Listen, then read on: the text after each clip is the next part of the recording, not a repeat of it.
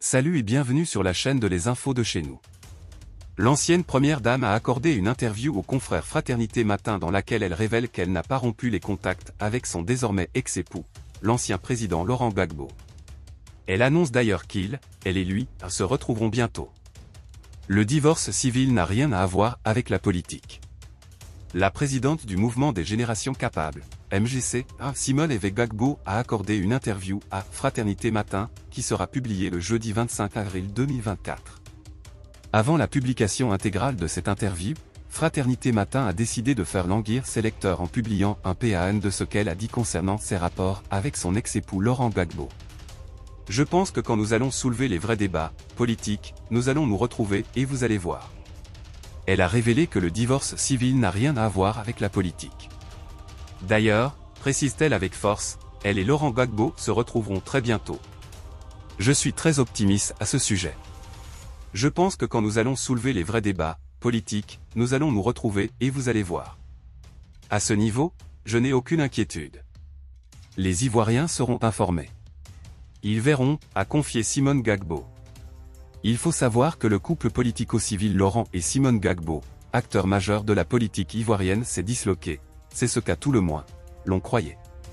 En effet, l'ancien président est parti créer le Parti des peuples africains Côte d'Ivoire, PPACI, et de son côté, Simone Gbagbo est portée à la tête du mouvement des générations capables, MGC.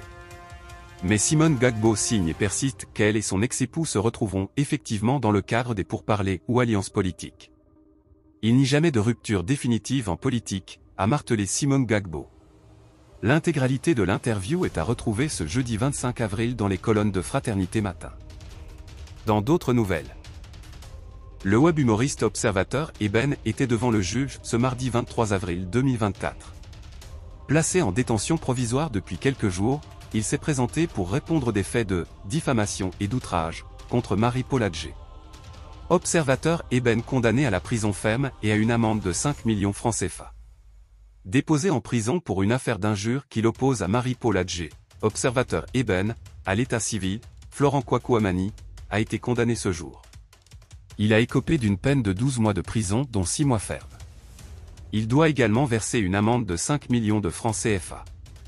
Le web humoriste a été reconnu coupable de diffamation et d'outrage sur les réseaux sociaux.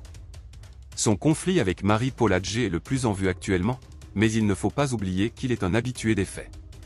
Le mis en cause s'était déjà attaqué à d'autres célébrités qui avaient fermé les yeux sur les dérives de l'homme. Il y a quelques mois, il avait pris Didi B et son épouse pour cible. Pendant la dernière édition de la CAN qui s'est déroulée en Côte d'Ivoire, il avait fait parler de lui en tournant en dérision un geste des joueurs congolais qui rendait hommage aux victimes des attaques de Goma. Si vous avez aimé cette vidéo, merci de liker, partager, commenter et surtout vous abonner à la chaîne.